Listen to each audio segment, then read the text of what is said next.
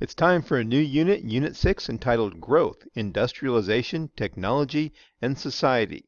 Or, I've been working in the factory, or the railroad for that matter, any number of things. But this is a lot about Americans working into the 19th century. So let's look at our first lesson.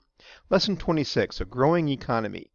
Our TEKS, one, that we can put events from 1816 till about 1830 in order, that we can look at summarize arguments about the protective tariffs in the banking system, that we can analyze the causes and effects of economic differences between the North, South, and West regions of the U.S., that we can analyze how the War of 1812 caused economic changes, and we looked at that a lot in Unit 5.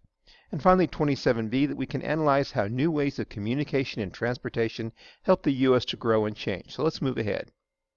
An era of change. If you take a look at these charts here, we have a bar graph here that shows population growth from 1800 to 1840. So the question is, how much did the population grow from 1800 to 1840? So if you look at our numbers in our bar here, we can see here that it pretty much tripled in that time. Right? And finally, what do you think most people did for a living in 1820? If you look at this, that the rural population was 92.8, about 93%, and this was the urban population. And again, remember, rural means country, urban means city. So our question, what do you think most people did for a living at this time? In Unit 5, we learned about the War of 1812, the things that caused the war, such as impressment, supplying weapons to natives, and British interference in the Northwest Territory. And while the war itself was not very consequential, the Treaty of Ghent really didn't change much. As a time in American history, it did result in many changes and in many ways launched the United States into the 1800s.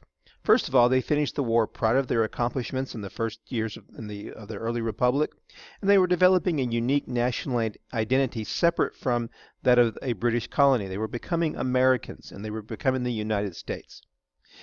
Next, the reduced conflicts with the British and the natives. And in fact, we would never go to war with Britain again. From then on, the British would be our allies. But reduced conflicts with the British and natives opened up the West for settlement. So people began to move into the Northwest Territory and actually beyond that into the Louisiana Purchase. That foreign conflicts and the British blockades during the War of 1812 and the years prior to that had interfered with U.S. foreign trade. So this resulted in a great increase in American manufacturing. We needed to produce goods ourselves. So this sort of launched into what we're going to talk about later on, which is the Industrial Revolution. The era of good feelings. Now, James Monroe was elected our 5th president in 1816. He did this as a Democratic Republican, and for the most part, the Federalist Party was done. So really, he ran almost unopposed for the presidency, and this was a period of great nationalism. Now, nationalism means pride in your country. If you have a nationalistic spirit, it means you're very proud of your country. So here we have a time of peace, where no more the war is over. Prosperity, the country is beginning to make money, industry is growing, and political unity. There is no opposition party. And so they gave this period, they called it the era of good feelings, a time again of great pride in America, economic prosperity, and just a feeling of well-being and optimism about the United States and its future. So a plan for prosperity. Again, let's look at this term capitalism. Capital is money that you use to invest in a business or use to buy something important. So capitalism means the private ownership of business. Another word for this is free enterprise, which we also talked about in Unit 5. So Representative Henry Clay, remember he was one of the war hawks who supported the War of 1812. But Representative Henry Clay proposed a 3-point economic plan that he called the American System. The first part, protective tariffs to encourage U.S. manufacturing and to raise revenue. So we're going to protect our new factories as they increase their manufacturing. A national bank to unify the currency and to promote commerce. Again, commerce means business. And the term internal improvements. What internal improvements means are building things such as roads, canals, and bridges that improve transportation. So modern day internal improvements would be things like airports and highways and railroad lines. And the idea was that these would open up markets from the east out to the west. So the big idea here is that government is actively working to support business. And who else that we've studied earlier proposed this? So think back to Unit 5. Who did we talk about who proposed things like a national bank and tariffs and the government investing to promote manufacturing. Think about that. So in 1816, we have the second bank of the U.S.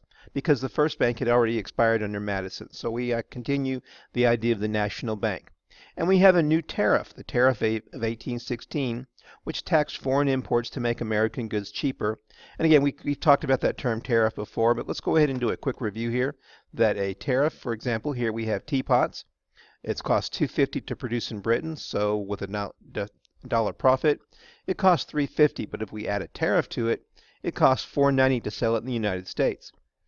However, the American teapot, while more expensive to produce, does not have that tariff, so it costs $4. So again, the idea is to encourage people to buy the American teapot because it's cheaper. However, southern states do not support tariffs the way the northern states do. And why do you think that, why or why not do you think that the southern states would oppose these tariffs? How is their economy different from that of the north?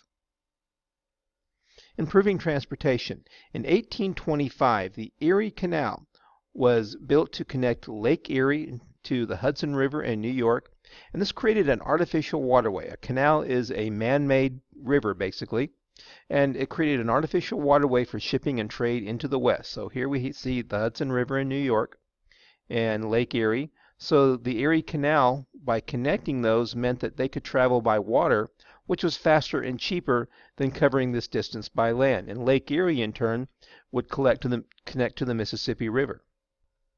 In 1818, we get the National Road, which reached out to Ohio, and this later extended out to Illinois. So this is the first federal funded road in the United States. And right now we have all these federal funded expressways, but this is the first time the federal government really got behind a road transportation. And again, we're moving west. It opens up these areas here for settlement and for commerce, for business.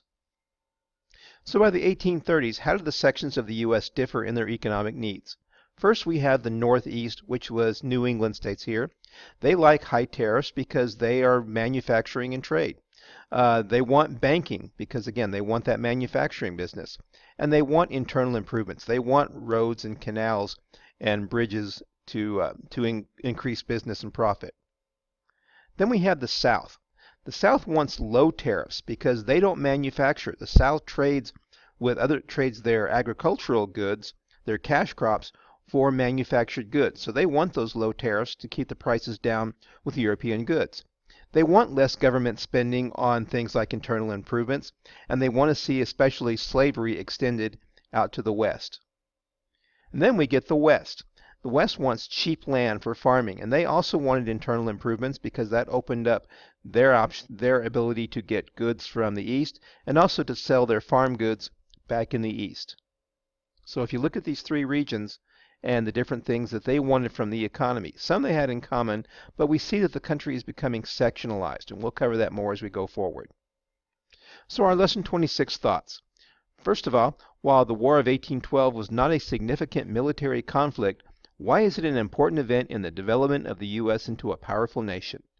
Number two, the Federalist Party was largely finished after the War of 1812, but what can we infer, which means what can we gather from Henry Clay's American System economic proposal?